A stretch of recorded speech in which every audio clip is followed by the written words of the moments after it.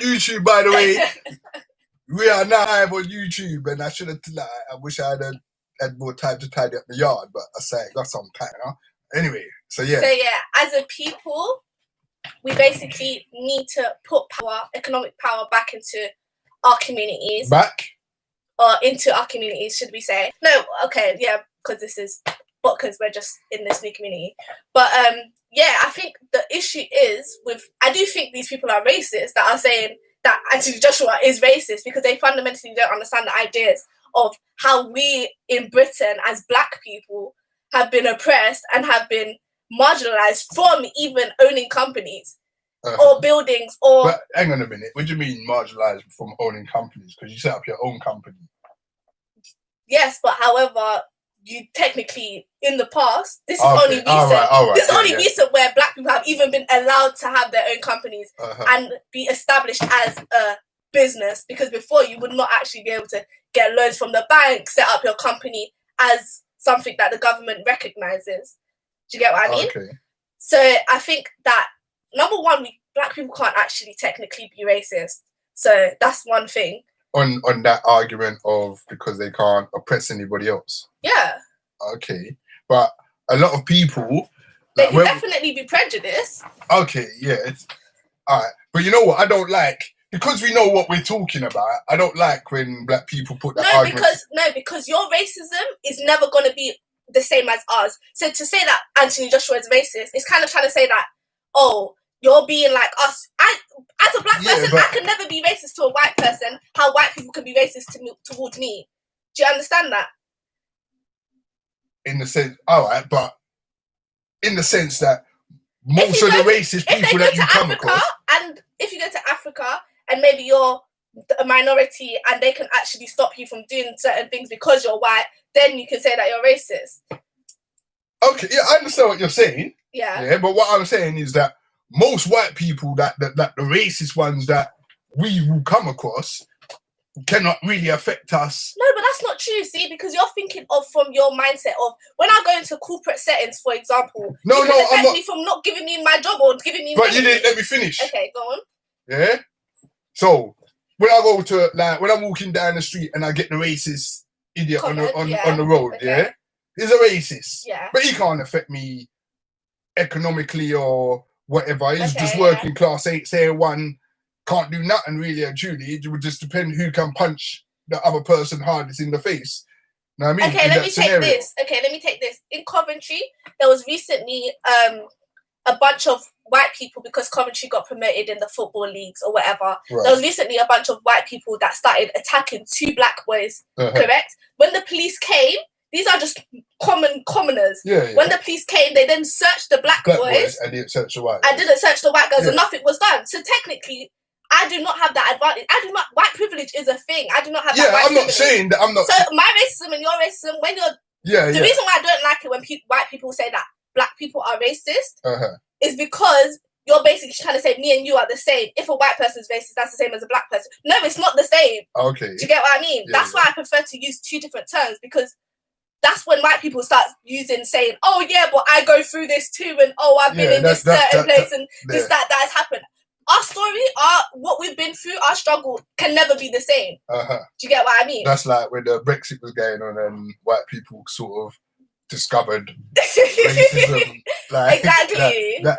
But at the same time... I get what you're saying in terms of like vocabulary-wise, it's the same type of thing. Yeah, that sort of thing. Know what I mean? But do you get what I mean? When we're talking about a wider scale, white people would then start saying, I went to a black school and there was racist towards me and But it's still never going to be the same. Which is why I don't like using the word racist. Okay. All right. So. But continue. No, that's all right. That's heavy. That's heavy what you said. Like, I was going to say something, but I was going to read some comments out. But you know what? Where you put the phone? I need to put that to charge. This battery mess up on it. Right. So, people. And your comments are coming in fast and furious. So realistically, the chance of your comments getting read at a time that it actually matters is small. So what you need to do is draw for your phone right now, yeah? And the phone number is, because you can go live and everybody can hear you. Know what I mean? So we get old school like pirate station style right now, yeah? So the number is 07 932 922 532. That's 07 932 922 532.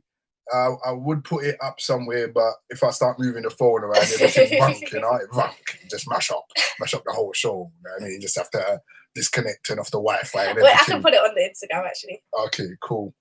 All right. So anyway, so the live calling thing is live, and it's all good. Yeah, I might even next week I'm gonna go and get a little speaker thing as well. It's in the kitchen, but I forgot. So anyway, and I got right. So let me see what some of these comments is saying. Team Renee, what do you mean Team Lawyer the Black Man about? So big up all the people watching. Rodney P, Joe, Chantel, Marcy, Colt 45. If you're still here, whoops, I'm trying to bring in people. Anyway, so Julia saying it's true. That's why when we first came over, we had to set up partners, and there are still people running partners now. Do you know what a partner is? Partners is a system where like me, all of them are black people come together to like buy a house. I'm like, is that it? No. That's not that one. No. Oh, is that one when you loan money and then you save it?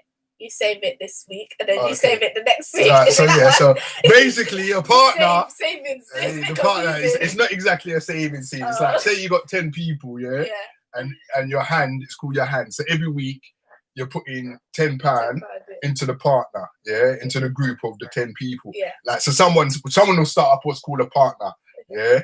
And so everyone will put a £10 in. So now you got the 10 people, you got £100. Yeah. And the one person, so you choose what week you get your partner. So 1 week you get your £100.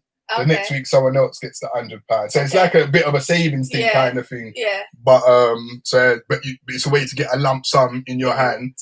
Like, yeah. So that's what a partner is. So yeah. All right. Julia once again says, Penny about Team Renee. It's just rude. Anyway, black people in the UK can be prejudiced, which is an individual opinion backed by no power over a person's own feelings. All people are prejudiced to some degree. Yep, that's true. But we have no institution or power back in our prejudice. Okay. Or power, wherever, you understood. Okay. So. Okay, back to Anthony Joshua. Yeah, so Anthony Joshua now, yeah, said, once again, Anthony Joshua went and done a group thing, and now it was powerful what he did. I mean, all the youths in the, in a park, even the mayor, I think, for Watford was there, yeah. And he put it on him to say, like, can we get a building? Yeah, can we get a building so we can come together and deal with our issues, our solutions and stuff? And we ain't even asking for you to give us a building. We'll pay for the building. We'll buy a building. I mean, there's derelict buildings down, so there's buildings that's been empty from Yassa. I mean, can we get it? I mean, can we get one? And we will come together to work out, because he actually said we got problems in our community that we need to deal with. I mean, like, there's this racism thing we need to deal with, but also the problems in our community, we need to come together, put our heads together to come up with solutions to cure the illnesses in our communities. And he also said we need to abstain from buying in white people shops. And people got upset about that. Yeah, big time. I mean, let me go. Have I got another device somewhere? Like, I want to show some of the cussings that people put in on the group. You okay? Go to. Oh no, you need to log into my. No, in fact, I put some on my Facebook page. So yeah, in fact, you know what? I'm in the wrong place. I messed up. I meant to be in the argument group. Oh, I'm on my own on Facebook. Damn. Oh well, such is life. I'll post it in the argument group after. Okay, so, man, certain people would like join the group to put their tuppence worth in as well. So I'm a bit upset. Hopefully they're my friends still, so they'll come on. So okay, so we got our first live caller. Actually know who it is, but I'm gonna pretend like I don't. Live caller. Hold on. You're on live speak. Age 15. Hold up, Bridget. You're getting carried away there. Hold up. Hold on. Calm down. Because the caller's not listening. You can't call me and don't listen. Oh my goodness. You know what I mean? So where's that long lead? Quickly take that long lead out, because otherwise this is just gonna oh. So what's your name? Look man, what you saying, look man? You good? Yes, I'm good. How are you? I'm fine. So you were saying what you're telling everyone how old you are and where you're from and everything, was it? Yeah. Alright, go on. So I'm saying, I'm 15 from London, and my opinion is black people in the UK can't be racist. Because racism comes from having power backing on your opinion. Black people can be prejudiced. Okay, so how would you because like that one's been pushed through already. So like what makes you say that though? I mean, like when the Brexit thing was going on, for instance, yeah, and a lot of European and Eastern Europeans were like getting abused, like getting they was kind of suffering the treatment that we was been getting, like, or what we used to get in the 70s and the 80s and stuff, like and it was a bit of a shock for them. So so they was calling that racism. So and that, like for me, that's nationalism, I think. But go on. Was that English whites, they were being prejudiced against like their own people, their own nation. When you say nation, you mean their own race? Yeah. Okay. So I mean, how would you like to elaborate on that? Because we really got to a point where we said that it's racism and not, I mean, it's prejudice, not racism. So how would you like, go on? Simply that Anthony Joshua, he wasn't being racist, he was just stating facts. In what, to say abstain from going to their shops? Yeah. And okay, so can you see how a white person might power and that's like a opinion. No, but telling people to abstain from going into white shops, that's an instruction, isn't it? That's like white people abstain from our shops. In what sense?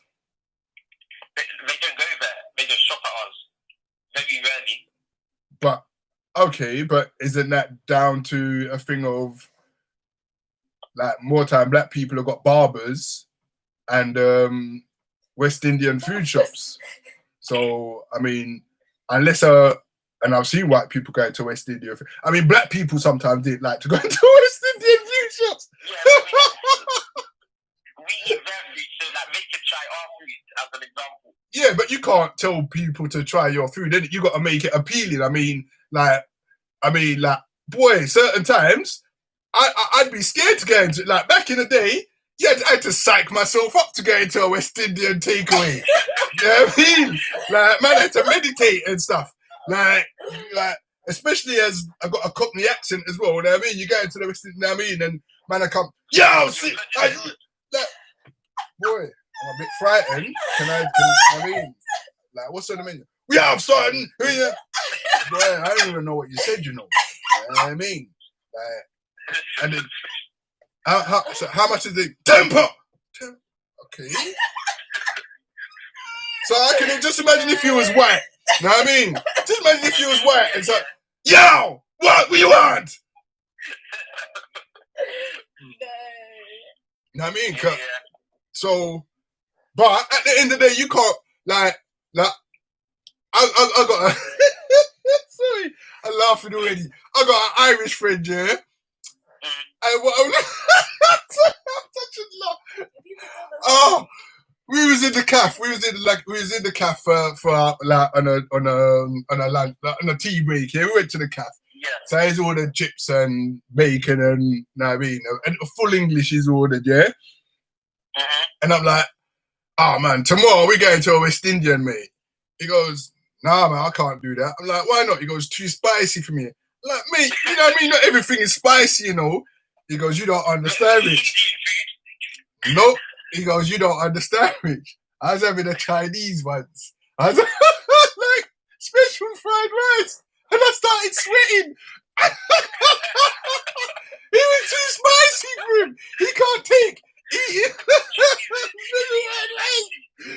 Oh, so he's scared of special fried rice because it's too spicy. Just kill them out, man. Huh? Kill them with the spice. So yeah, but I mean, yeah, but you can't. I mean, like at the end of the day, you got to make it appealing, innit, for people to come and buy food from you.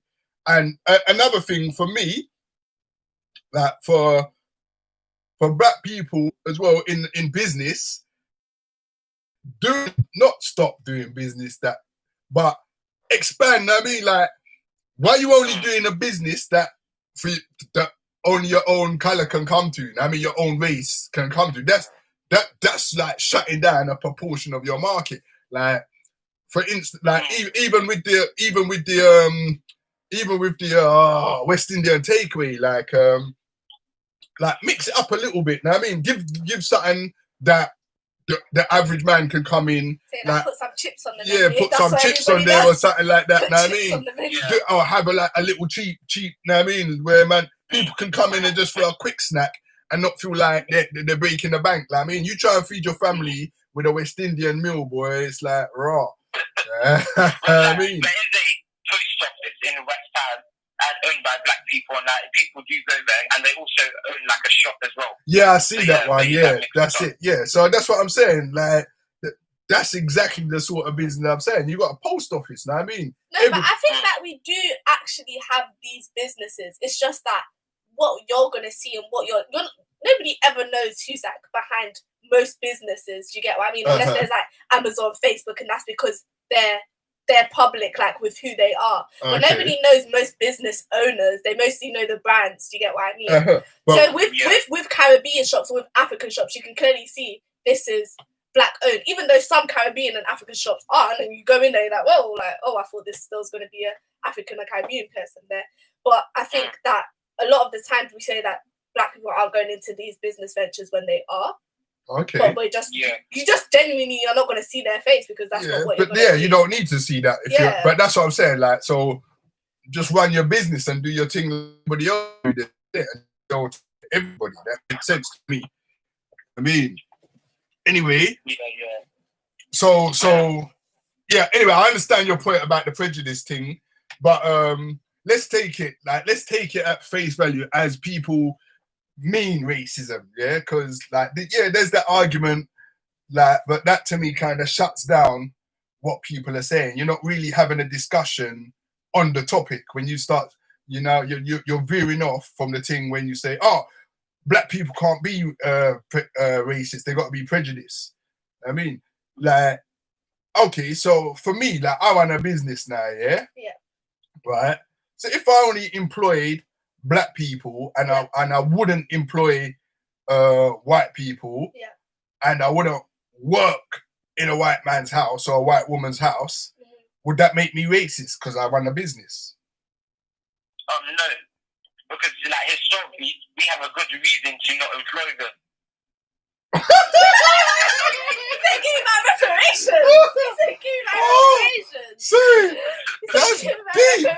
That's deep. Like, all right, elaborate on that one then, because boy. Black people, so how I employ them, they may try and kill me. Sorry? They're still killing black people, so how would I employ them? They may try and kill me. You never know. All right, let's be serious now. Let's be serious. I personally don't. I think that in that situation, I don't agree with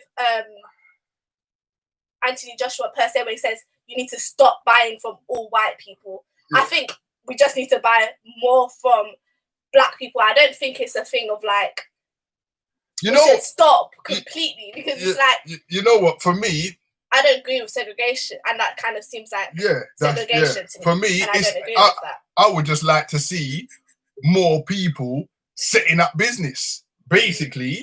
Because you're talking about buy what from black people? I ain't buy. Where am I? Like, say I want a pair of trainers. Where the hell am I gonna find? So I want a pair of underpants. So I want a pair of Y fronts. You know what I mean? Women like EX Savage. That's Rihanna's brand. You get some underwear from there. It would have to be the younger generation to build up a businesses. Why? I think there are businesses out there, which is especially now. There's like you're getting ready to retire. But mate, like nowadays you can't. They let you retire. You're for dead. You can't retire again. They're gonna make the age you got 100 soon. You know what I mean? They just keep pushing it up. So, you know what I mean? So you can't. You know what I mean? You can't be having. And plus, the thing is that you're not a black company or that sells underwear, that sells candles, or that sells furniture, that sells. It's just that they're not monopolies yet. It takes a while to be a monopoly. Okay. We're only just starting to have our own businesses or whatnot. Do you get what I mean? Yeah. Okay. Makeup, everything that you can get, there's basically a black business now. Right. Definitely now. Yeah. Maybe not in your. I don't know how it works in your my generation. generation. But in our generation, there definitely is, and especially because entrepreneurial qualities is more like big now, and like it's obviously easier. Amazon vendors and all of that stuff. Yeah. It's definitely easier to find now. For real, because back in my day, you needed to have some change to do anything. Like you need to spend money, and a lot of people just wanted to get rich quick. So if they had a piece of money, or people just on a flossing thing of having a big car rather than. I mean, I remember I had certain friends that had big cars, and who wants to come on live? Oh, see that go live, bringing in the brother Blacking Blacks. I mean brother Hakeem. You're coming out. All right, big up. Thanks for calling, look man. Thank you very much for your contribution. Yeah, nice one. All right, cool. Bye. So one sec blacks. Like, hopefully, let me just turn up the volume. Can you speak a minute? Let's just make sure everyone can hear you. Yes, lawyer, can you hear me? Yeah, you're coming through loud and clear. So we got the brother like. How you doing, niece? You good? Good. We got T Hakeem that has joined us on Instagram. So have you? Everyone can hear. It's coming through on the YouTube. It must be coming through on the Facebook. Okay. All right. Yes, bro. You're good. Yeah, I'm good. Cuz. I'm good. I'm all right, man. Give thanks still, to the Most High. How you doing? Yeah, I'm good, man. How long you been tuning in for? You know what? I literally just tuned in to hear the princess there. Well, I can't even say princess, queen now. Just rocking it regarding the black business and economics. I just caught the tail end of what the sister was saying there. So that's me really. Okay, cool. So you're joining in as like a participant then, so I was hoping you'd come on, but I mean, so you're not coming in as a live call, you're coming in as part of the team now. Well, I think I'll just be stepping in and out, man. All right, that's good. That's good. All right. So we got a team effort going on. It's a bit of a family thing as well, still, because me and the brother found out we're cousins, like distance cousins. From, we went to anyway. So all right. So it's a big thing. We went primary school together. All right, cool. So anyway, look, armpits, man. I just come from work and everything still. But anyway. No, cuz I hear you. That's the reason I'm saying, because I'm even still working. See? As we're talking, man. So you know how it is with us, man. It don't stop. It's all that. All right, let's not bore the people with our personal business and things like that. So number one, like I kind of messed up here because I sort out your light and bare light bulbs, man. It's not a school. My mate Rob, Rob, I told him about your you can't eat Chinese story, so don't give it the large, mate. I mean, like he's put on the Facebook Live, sort out your lighting, bare light bulbs, man. It's not a squat. No, bro, I'm a man. I ain't got time for these prettiness. Know what I mean? It's just the basics, mate. Know what I mean? So anyway, Anyway, so, I want to change the topic because I don't feel like this Anthony Joshua topic is really doing anything. I messed up. It's not progressing anything at all. I want to speak about a topic of defunding the police. Hold up a minute before we go. Oh, okay. I haven't spoken to you about the protests. Okay. So were they interested? So on Sunday, I went to Black Lives Matter protest from the US Embassy, and then we walked to Westminster down the street. It was really, the turnout was like a lot of people were there. The police actually took 2 people, and then which started where I was. So then I don't know, they probably took more than that, but where I was, because there were so many people, people started chucking stuff, and then some lady came and said, what did they take them for? I think they said something, or they chucked something at them maybe. Okay. There was like so many people I couldn't really see properly what was happening. Right.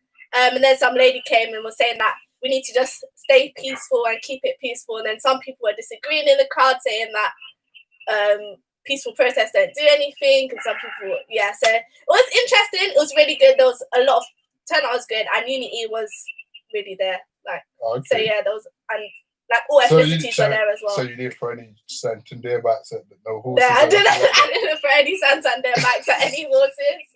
I don't know what that was going to achieve, but teach her well, you know. I didn't do any of that vandalism or anything. Okay. But yeah, in general, it was really, I feel like for me, it was surreal. Like there would be points where I'll just be like, this is so crazy. Sorry. Black, you playing out your loudspeaker? Sorry? You playing out your loudspeaker? Playing out of my loudspeaker? Are you, like, we're getting the echo from you, I think. Like, is it in your headphones or is it in the... I don't everything's just going through my headphones, so you okay, that's echo. Weird. All right, cool. So, can you hear echo now? No. Maybe when I speak, I don't know. Yeah, when she speaks. It's not too bad. It should be cool. But okay. It was very surreal to see like that many people in a pandemic with face masks on coming out to march and to be in solidarity. There'll be times I'm just like, this is so sad that I even have to be here. Yeah. And this is something that is just like, that I felt like compelled to do. There was parts where I was like, this is amazing, and hopefully there will be change. And there was parts like, is this really going to do anything? So there was a lot of emotions going on. There was times where I wanted to cry just because I was just like, this is so overwhelming to me to see how many people are here. Just really realizing that a lot of Black people are going through the struggle all across the world, and just it was very a lot. Okay. So there were no, but where you were, did you see any like of the madness that like, because it got reported like there was a lot of hassle and all that part of it got reported, but you didn't see none at all? Or that's the only hassle I saw was them chucking water bottles at the police for taking 2 people. And how long did that last for? Less than an hour. Oh, I thought you were going to say like 10 minutes or 5 minutes. Less than an hour.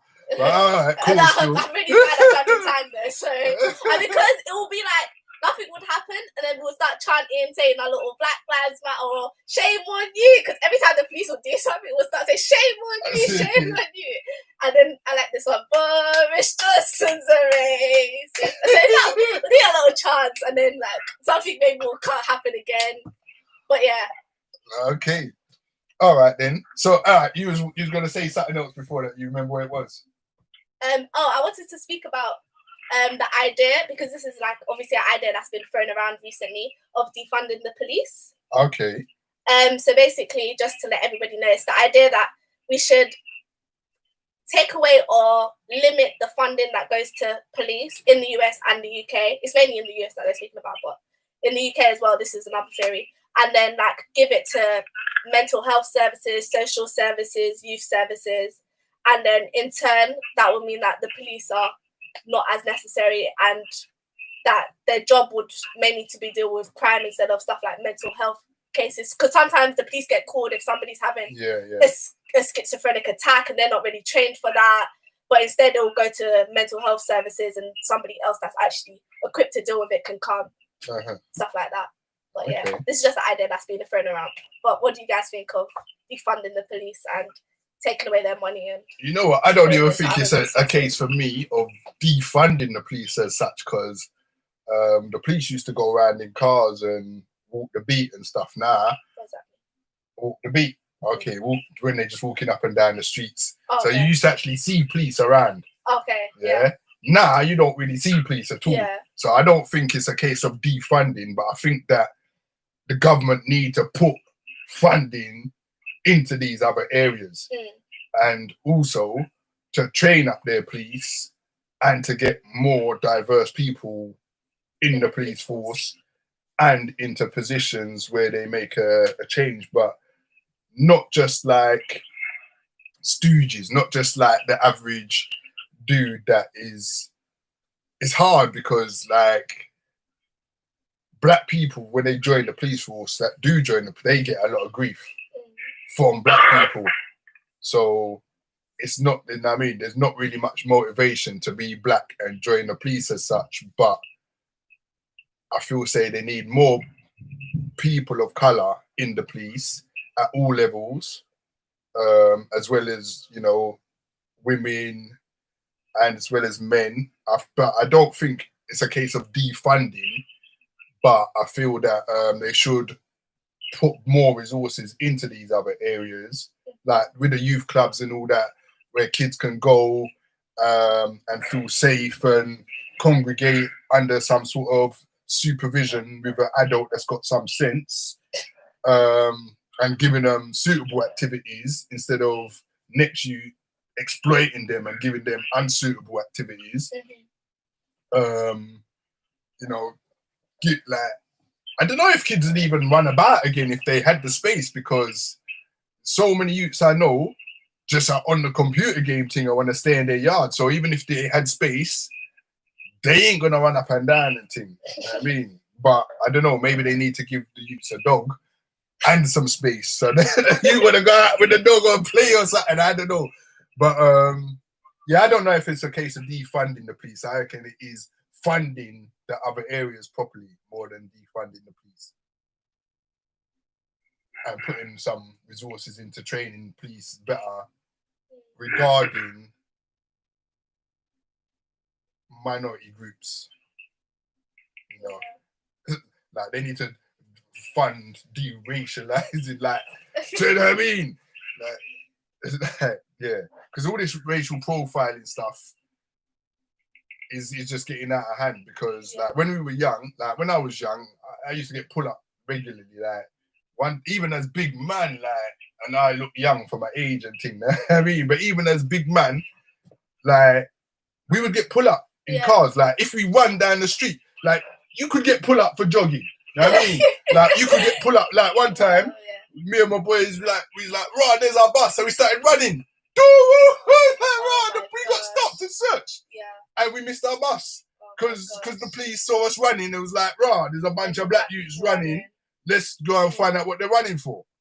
You know what I mean? Okay, so did I turn off the Wi-Fi? Yeah, I did turn off the Wi-Fi on Facebook. So anyway, like, so yeah, that's what I feel. Like that needs to go on there. But like, what experience of racism have you had? Because when you was young, I remember I used to try and like, I used to make jokes with you, like, yeah, some of my best friends are white and stuff, and like you didn't understand what I was talking. Like you was big before you even like. I experienced racism in friggin' nursery. You know what I mean? I experienced racism like you. Let me know when you want to bring me in, man. You can come in at any time, man.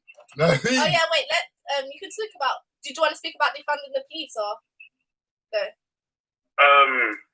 Okay. On that point, again, I think people kind of should be mindful. And I said this the other week when I was doing another interview regarding movements, because keep repeating history because we've had a lot of movements. And movements are all right, but people need to understand the nature of movements. Movements are fluid. Movements are organic. Yeah. Movements are reactionary to situations. So, you know, like you had Occupy Wall Street, yeah? And over here, the same thing, you know, they occupied Bank, they occupied Monument, and what have you. And movements are good because they bring about an awareness. They also bring about inspiration. And they also, you know, they inspire change. But you've got to be very clear what is your end game and what is the outcome of the change that you want. Yeah. And movements are not very good at that sometimes. Yeah. Because movements too many times are not built around a very clear core goals of objectives and end games and outcomes, nor are they built around core principles. Yeah. That's the reason why anyone can jump on it and use it for whatever their agenda is when it comes to movements. Anyone can come and hijack movements. Yeah. And it's happened time and time and time again. Even with the civil rights movement, you know, black people in America, you know, Africans within America, they were the catalysts, they you know, to propel and start civil rights movements. But 20, 30, 40, 50, 60 years on from civil rights movement, everyone else that was able to be involved in that, be it females for women's rights, be it people that were of a certain sexual orientation or persuasion, everyone else was able to garner a level of moving forward in society. Yeah. Whereas black people in a racial sense, because that's why it started off with black people in America, haven't really still propelled as forward as others under civil rights. They're still at the back of the bus. Can you hear me clearly? Yeah. I'm just reading posts coming through while speaking. So that's the reason why, again, we need to be careful with this whole, even with this whole Black Lives Matter movement. You know, there needs to be core principles and an end game, because when people are saying we want justice, well, number one, what does actual justice really look like? Do you actually even know what justice is? Yeah. And who are you calling for justice from? Yeah. If you're calling for justice from a system that's never been able to give you justice or cannot give you justice, does it make sense to keep calling from the same system that hasn't been able to implement justice to and with you for 10, 20, 30, 40, 50, 60 years? So doesn't make any sense. So when you was even just talking about the police and defunding the police, and I get where people are coming from with that, you know, and little sister, I like what you said, lawyer, you know, I liked what you said, but if we're living in a society, see, for us that's been in this game for a while, dealing with social racism for and this is our bread and butter, this is our job, this is what we do, this is our life mission, it's our career. For us that's been dealing with it in social activism for a while, see, using the terms institutionalized racism is not new for us. Now, these words have become buzzwords now, which is good. You know, so for the last 10 years, you know, people have caught on to these words, and everyone now knows, institutionalized racism. I'm glad people have caught up. But again, do people truly understand what that is? So if you've got the police that has been socially now recognized as institutional racist, even if you just put black faces in there, it's still, the attitude, mentality, and end game, what racism is for, is still going to be perpetuated, even with black faces. Does that make sense? Yeah. So even with what you said there, lawyer, which was a good point of, you know, there's an issue with recruiting more black people within the police force, and that's a good point. But then we got to feel, okay, why is that? Nigeria doesn't have a problem with recruiting people for their police. Barbados doesn't have a problem recruiting people for their police. Jamaica doesn't have a problem recruiting people for their police force. You see, you hear me? So why does Britain with like, it has to be with racism? It's just no different. You know, so if that's the case, then in its very root, and if racism is tied into the police force, and if the police force is tied into the judicial system, so even when you go to court, you're 7 times more likely if you're a non-white person to be put on remand, charged than your white counterpart. So can I just stop you? Let me just stop you 1 second. Let me just stop you 1 second. I was going to be coming to it. I was going to be coming to no, go on then. Right. I just wanted to give out the number. So okay, go ahead. Okay. Go ahead. Yeah, so basically, we're getting a lot of people that is calling in. It's not on there, it's on there. I have to pick up the phone. Right? So basically, if you want to interact, call in, like, because we ain't going to be able to read out. By the time we read out your comments, it's going to be gone. So call in. You can call in on 07 932 922 532. I'm going to say that again. 07 932 922 532. Go ahead, Hax. Right. Okay. So defunding is one thing, but you've got to do deconstructing and then reconstructing. That'd be deep. You understand? Yeah. So if you're looking to deconstruct the police force, one thing that you've got to do is, again, and we know that this is an issue within the institution of the police, there is what I don't know whether, Rena, you recognize this term when people say a glass ceiling in society? Yeah. So the police force is one of those that has a glass ceiling. Yeah. You know, you can join, you can see the top, the furthest top that you can get to, but if you're not white, and if you're especially not a white male from a certain background, you can see where you can get to, but you can't get there because there is a ceiling that's invisible that prevents you from getting there. Yeah.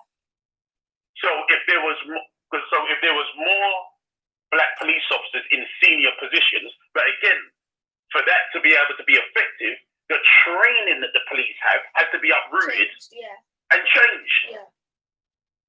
You know, it's no good having diversity training for police officers once you have a social issue. Yeah.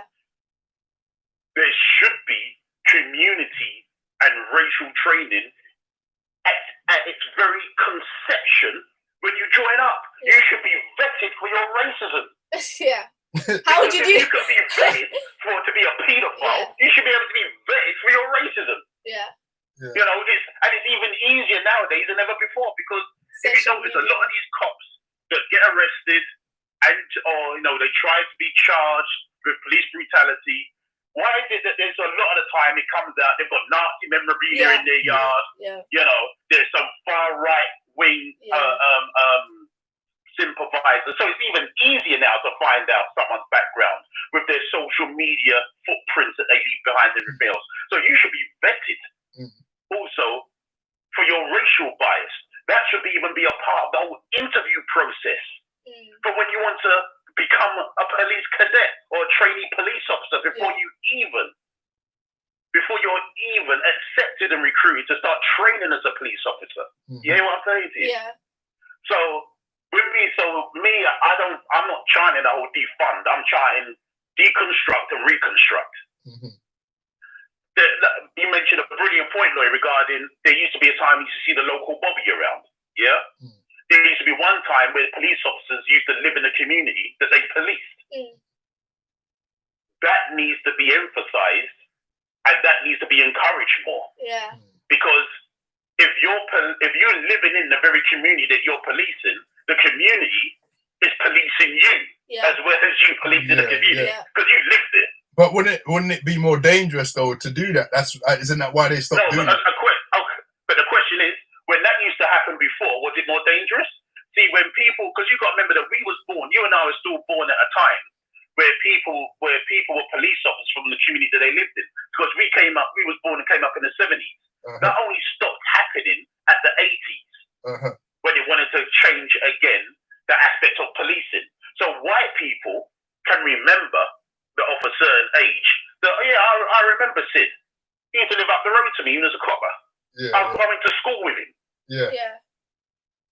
But because of, again, social change and because of social agendas and social political agendas, and the police becomes a political football for political parties, that was changed. Right. Now, it's not going to be easy to go back to that because of the reputation that police have and people not willing to join the police. But again, if you start it at its root and if you do community recruitment for policing. That's now when you are truly also policing by community consent. Because this country likes to say it polices by consent, but it doesn't. And also, when we come into defunding, remember the police structure here is very different from America. So sometimes when we call for things, but we don't really go into, okay, well, is it the same? Is it different?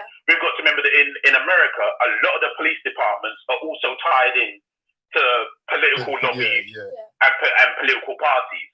You know, for you to be maybe the head of the police force or to be the head sheriff, again, you're voted in by that community, by that state that you're a part of, which means that you are definitely going to just be biased towards where you know the political voting power is for you.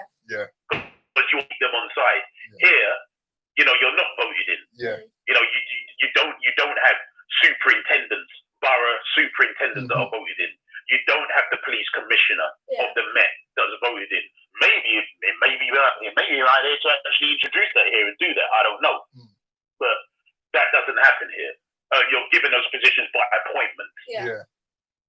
So when we say again defunding, it's a different situation here. So it's not tied into a political party how it is in the States, and then you get your funding through political sources. Here it's different. So that's the reason why we've always got to understand what the end game is when we're calling for justice and who we're calling justice from, and how do we define that. So that's kind of my input regarding the whole defunding of the police, and how perhaps we need to spend a bit more time looking at it and thinking about how we do it. Right, before we move on or before we continue, just want to say we've got about 4, 5, maybe 6 minutes left on Insta. So we may cut off at that point and done, or we may, because it's kind of interesting, jump back in again for a little while. Not sure yet, but then again, my phone's gonna die over there as well, so might just call it an hour and done. So when you say all this marching and stuff, I mean, for us, it's like, boy, you've seen this quite a few times in our lifetimes, isn't it? Okay, do you know what I was also thinking as well? With, like, you see how I was about to ask me, have you experienced racism? That shows that there has been change, because I only really clocked on to, obviously I knew about racism from stories, from movies, etc. But I've only really felt like I've experienced racism, and that's very micro and that's very institutionalized racism when I've gone older. So nobody has ever called me a nigger to my face, or nobody has ever told me to go back home, or obviously this is just there's been people that have been called niggers that are my age when they was younger, but this is just my it's just my experience. So I think that there has been reform and there has been change. Right. Yeah, I mean, things were definitely getting better. Definitely, like, especially in the cities and stuff like that. I don't know. Is that our thing? It's, okay. It's messing about on Instagram still. So yeah. So I mean, I remember saying to like Kai, I was amazed. Yeah. I don't know what to do. There's nothing I could do about bringing the sound back for them. They're frozen on Insta. But what's this cycle thing mean? Come back again, does it? Oh, so what does that mean? Oh, it means turn the camera on. I thought it was meant like you know, when you're on the thing where you're on the computer when you're refreshing. Boy, I don't know what to say to them. Anyway, yeah, it's gonna end on Insta. But like, yeah, so I remember saying to Kais, like, no, in fact, Kais come home from school to like one time, and one of his little white friends, like, I think this might have been primary school, said to him, I wish I was black. I wish I was black. And I was like, rah! I remember being a little kid at school thinking I wish I was white. Yeah. Because the white kids never got licks. The white kids got toys, like the white kids had things like and stuff. Huh? Okay, I don't know what to. It's might as well just end it and come back again, isn't it? So just dealing with the Insta. Be back in a sec, but yeah, like I remember, like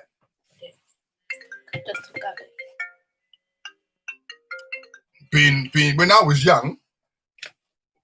Like I wanted to be. I wanted to. As a little boy, I wanted to be white.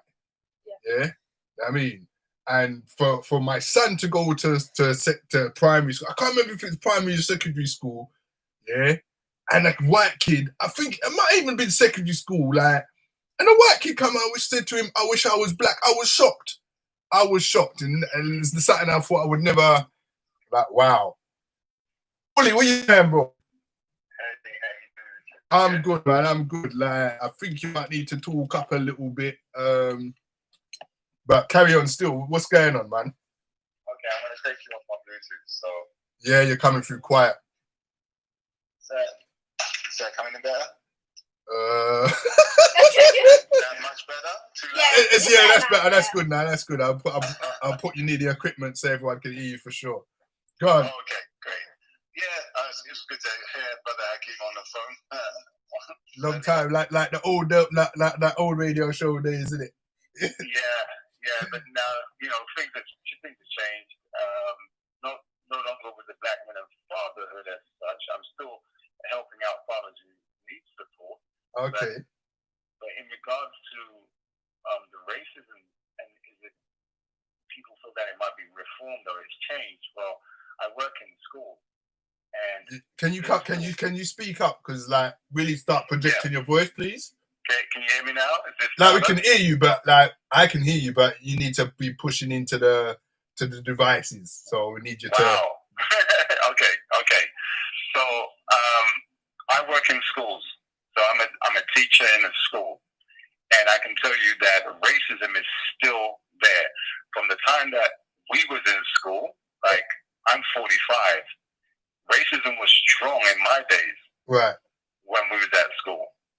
You'd get picked on for certain things, knowing that it wasn't you, you wouldn't get picked to do you wogs, nigger, coon. Bro, I'll tell you something. Sorry, let me just interrupt. I went to a white school, yeah, and it's about the third year. I don't even know what that is in year 9, right? Now I was small, and Jim Davison was on in it. So the white kids started calling me Chalky, yeah. I mean, and then the teacher started calling me Chalky. Yeah, they did, and they did.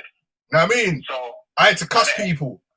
And that was the word for nigger, because they couldn't get in trouble by saying the word chalky, because chalk's white, but it actually meant that you're the nigger. Yeah. So I was in Enfield Lock. We was the only black family in Enfield Lock. Right. Yeah. So I was the only black boy in my school at one point until my younger brother went there. Oh shit. So there was 3 of us. I was chased in my ear. From the whole of the school chased me to beat me up. This happened for over a month, and the teachers didn't do nothing. But it was until the football game was happening and they knew I was good at football and they wanted me to play, they all stopped. Wow. Because they needed me. All right. Yeah, so for a year being chased, not a year, for a month being chased, so all the times, after that, I was still called the coon, I was still called the nigger, I was still called the monkey. Yeah. Two black people in the bed, what they call twigs. Blackness in space, what are they, Mars? It was there. The racism was there. And you know what? The racism is not the... Sorry, bro. Sorry, 1 second. Sorry. Can you hear me? Yeah, I can. Yeah, so I just had to put you on proper speaker. Okay, so they won't confront you with those words because they know they will get a knockout now, so they won't do that.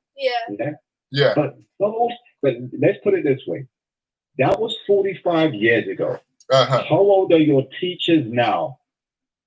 They're in their 60s. Like when I went to take my son to school. Oh no, it's got to be older because when my son was at school. one of my PE teachers was teaching at his school. Okay. And my English teacher was there as well. So yeah, so they got to be about. Yeah, they say that too, that leopards never change their spots, don't they? That's the saying that they have.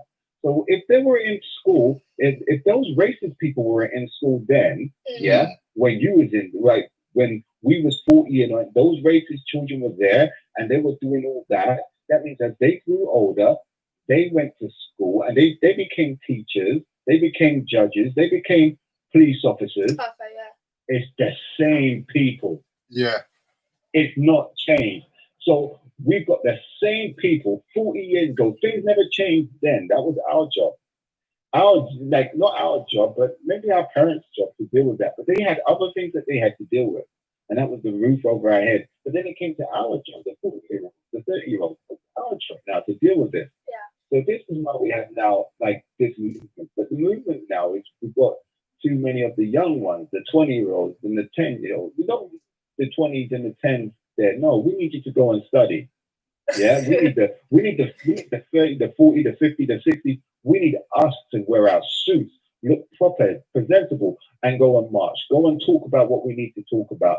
And when we talk, we need somebody to be a leader. We've been taught in schools to be workers. Yeah. We've not been taught to be leaders. So that's why there isn't a Malcolm X standing there taking charge. That's why there isn't a Martin Luther King standing there and taking charge. But all little pockets of people. I hear you, but Paulie, don't you think that like this is the thing, like you can't expect the people that is trying to suppress you to educate you in a way that can overthrow them. So no, you're absolutely right.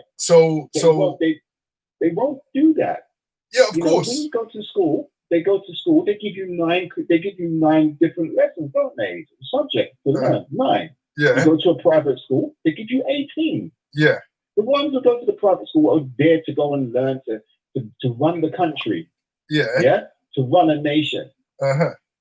We're only meant to be workers. That's why we have to study harder. That's why we have to try harder. And because we know it, it's our jobs to deal with it. Okay, but some of us become social workers. Some of us did get into the police force. Some of us became professional football players. But you know what? It's our job to do this. Yeah, we shouldn't have our children out there. And when we got like those 4 white guys, 10 white guys toppling down statues, and then we're getting blamed for it. You look in the garden, you can see it's not our face pulling down statues. Yeah, we weren't even thinking about that.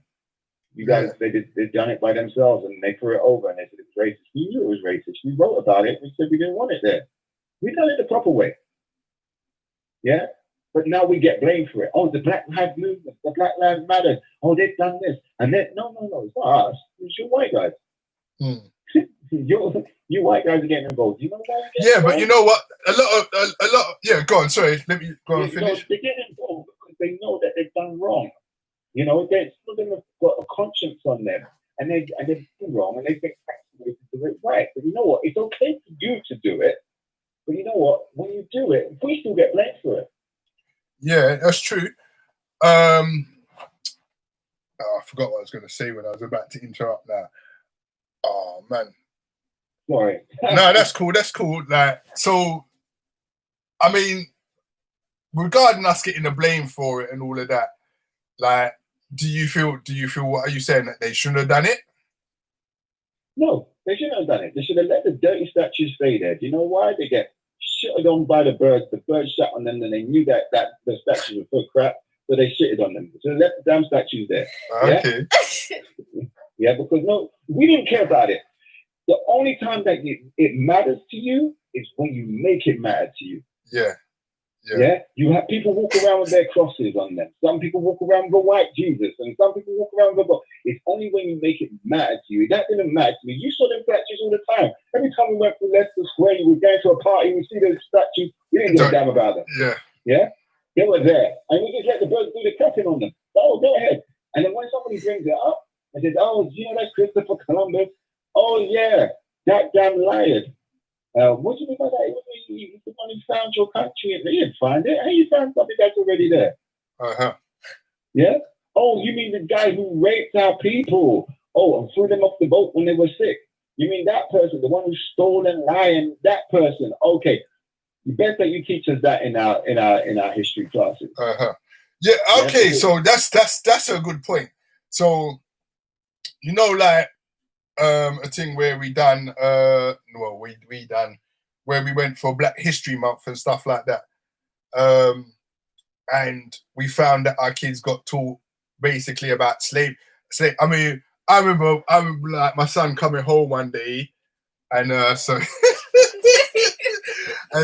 and he had to do a thing about like black. What was it? Black actors, like a black role model. That was it. And I think he wanted to do Michael Jackson or something like that. And I was just like, what? And I said, what's that for? He goes, oh, it's for Black History Month. I'm like, Michael Jackson for Black History Month. Like, that's who they know. But he was like this. Like my son's 26 now. I mean, this is when he was 10 or something. 12. No, but like, it's what the school knows.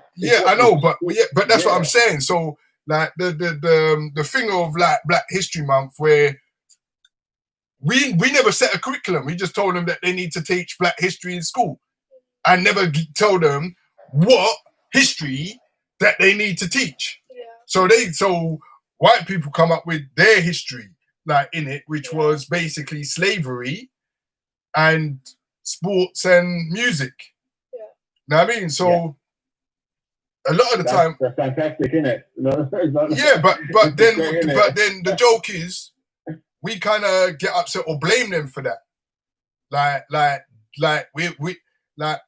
I've had a thing. I've never believed that you should rely on a school to teach your children. Never. When I was a youth, my mum taught me how to read and write before I went to school, before I went to nursery. Yeah, that I could do my ABC and all of that. You know what I mean? And my mum told me you don't wait. Like, as I got older, she showed me these things. You don't wait for the school to teach your children. You teach them, and then the school and then after a while the school will take over because you can't teach a certain stuff. You haven't got the knowledge that the school is teaching. But then hold on, wait, right? But then when the school is teaching like the science, the maths, and she's always said to me like science, maths, English, the fundamentals. Like you need to make sure that you understand them things there, and then the others you can not mess around in, but kind of specialize in, or you don't have to worry too tough. But make sure you get the maths, the English, and the science kind of thing on lock. And for me, it's always been a thing where I'm like, you got to teach your children the stuff that the school isn't teaching them, and certain things you got to unteach your children the stuff the school is teaching them. But you know what? It's kind of like the school teaches you stuff, right? But the thing is, the parents are supposed to be the first teachers. And every time I'm in school and I'm teaching, I'm always telling parents, you are the first teachers. We reinforce what you're teaching them. Yeah. Because you may not have given them how it was done and where it was done and stuff, but that's our job to do. What's been happening now is some schools and many schools are trying to do it the other way around. They're trying to be your parent. Yeah. They're not your parents. They're not there to shout at you, scream at you, and all that stuff. That's not our job. And I told everybody, if everybody is listening to this and they know the teacher, Mr. Scarrett, they know I don't shout at them. I'm not there for that. Yeah. When it comes to an issue, I pick up the phone and I call their parents in front of them in the classroom. Right. I tell them, this is your child. Your child is backchatting me, and here I'm passing you over to your child. I to the parent and come back and then say sorry. I said to them, look, I'm not here to scream at your child. I'll tell the parent on the phone. It's not my job to shout at your child. You send your child in to come and learn. I'm here to teach. Yeah. I'm sorry if the subject before it was boring, but that's not that wasn't me. I didn't teach it. Yeah. Now, when people are learning stuff, like for example, they learn math. I can tell you, when as a child, I hated maths. You know why? Because I couldn't see the logic to stuff. Right. Yeah? You didn't tell me why I'm going to need maths. You just threw a whole heap of numbers in front of me. Yeah? If you told me that I need to go shopping and I needed to spend 19 pence, 20 pence, 30 pence, or whatever, then I would have been like, oh, this is, I'm actually going to do this. If you can relate it to you or to your life, then you are going to be algebra. Yeah. Yeah? And there's a lot of children who will tell you, why the hell are they teaching me this, sir? Yeah? You know, find the X, find this, find. If you told them that with these calculations, you could build a house, your own house. Yeah. They'll be like, whoa, back up a bit. Let me learn this now. Yeah? But you haven't done that. What you've done is just gone here. This is what you're learning today, algebra. And everybody switches off. Because the person who's teaching has got a monotone voice, they're boring as hell, yeah? And they're not captured the child. The child is not engaged. Yeah? And that's when things go messy. But going back in regards to your Black history, that's our job again. Definitely. And that's, that sort of stuff upsets me about people. Is like, you're going to let your child go and do Black history at school and you know nothing about it yourself. Yeah. You know nothing. I mean, as far as you know, we are slaves. Like, that's it. Like, mate, slave. No, you don't think we was around before slaves? And then you got, but then they believe. When we were slaves. Okay. So no, but then the other thing, the worst thing. Hold up, Paulie, 1 second. Right, go. The worst thing, is that people have got the old Tarzan mentality. Yeah, that before we were slaves, we were going ooga booga ooga booga and just shaking spears and being savage. Know what I mean? And shrinking heads and doing. Know what I mean? Doing madness. Know what I mean? And being amazed at the sun. That's what. Yeah. Know what I mean? So I mean, they literally, and a lot of people, and white people, even Black people, like, it's been taught that way, that they actually believe that, thank God that they enslaved us and taught us how to behave properly. Yeah. And people are putting that on their children, and their children are putting up, and like, we're talking about people teaching their children, but I know a lot of parents that will just stick their youth in front of the telly, give their youth an iPad, give their youth a computer, and it's just like they ain't engaging or teaching their youth nothing. They're just like, and when they finally get a chance, right, the school's gonna deal with everything. The school's gonna teach you how to behave, how to eat food properly, how to do everything. Okay, let's go back a bit now. I know. Here's the thing: you work with properties, and when you go to the property, you usually see sometimes in some houses there's a bathroom in the back behind the kitchen. Yeah. Okay, so when there's a bathroom in the back behind the kitchen, that means it was just put on there. Now, what happened then is, back in the days, white people only bath, was it once a month? And they took a pan and they went into their garden. When Black people came, they taught them how to wash properly. And then said, you know what, then they said, let's put the bath at the back of the house, because when we come in sometimes and we're messy, we'll come in from the back and we'll wash first. Yeah? So then they started putting the bathrooms downstairs. Then people started changing their type of jobs that they had. And they will say, right, we'll bath in the morning. So now we just put the bathrooms near the bedroom. Okay. Yeah. But what's happened though, did you not hear that? It was when the Black people came, we taught them that they needed to wash more frequently to stay clean. Right. So it wasn't the other way around. We weren't the dirty people. We always clean. We're clean people. We've always been clean people. Yeah. Now they're trying to destroy our race. So now what they put in schools is safeguarding. Yeah. Right. British values, and equality and diversity. Those things that you have to learn when you go into school. But British values? What are British values? That means what they're saying is from British values that see the values that you have at home, they're no longer existent no more. Yeah?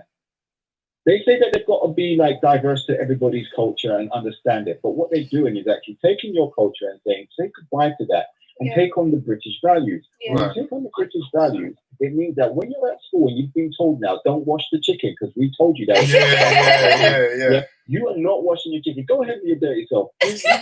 You don't wash the chicken. Yeah. Don't bring that to me. We've been washing chicken all our lives and we're here. Yeah. If you don't want to wash that nasty chicken, don't do it then. So if you listen to now, it's about coronavirus. Wash your hands when you get in. So why shouldn't I wash the damn chicken? Oh yeah, that's your British values, isn't it? That's your British values that you don't want us. And you know what? You're making it accredited that way. That if we're studying and we wash the chicken, what you will do is that you'll knock down our marks, or we might not pass. We might get a very low score for our home economics because we've washed the chicken. But that's our culture. How can you put us down for something that we do in our culture? I hear. All right, well, you know what? I just want to kind of, when I wrap up the show now still. But, and plus I give you a whole heap of time still. So, nice for the call. Thanks for calling in. Me.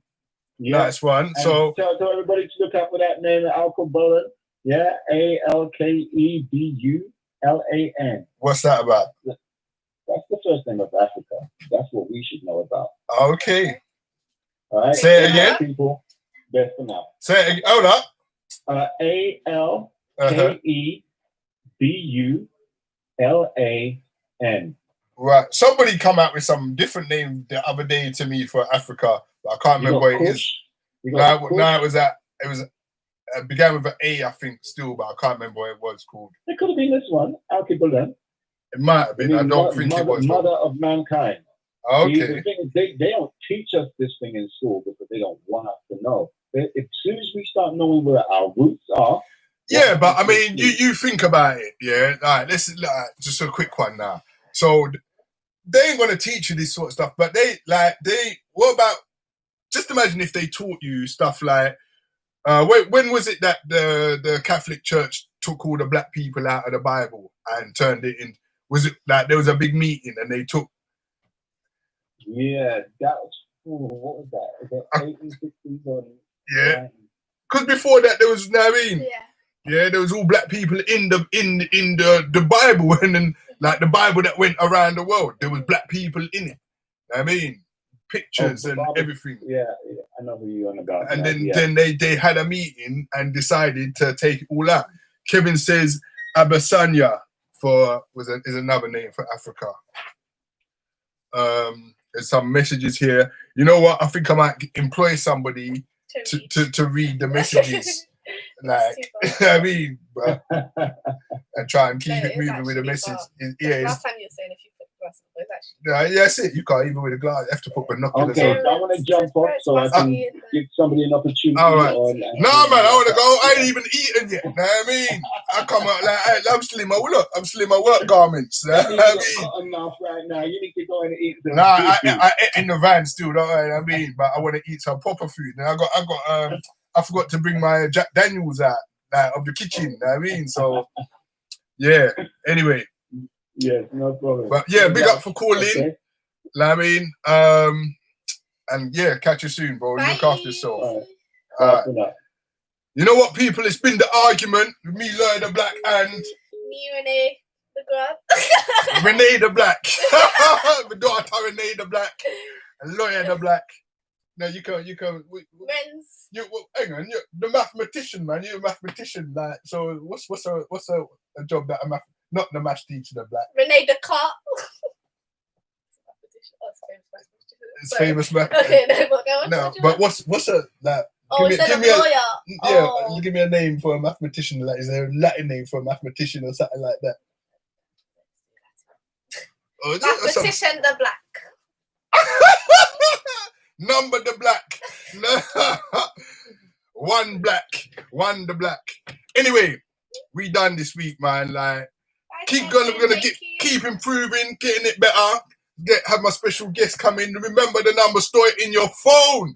It is a whole lot better with the live calls and ting. Remember the what's it called? The argument is organic. I mean, we sow the seed, and where it grows and where it goes, no one knows. Peace out, people. Oh yeah. Yeah. Bye.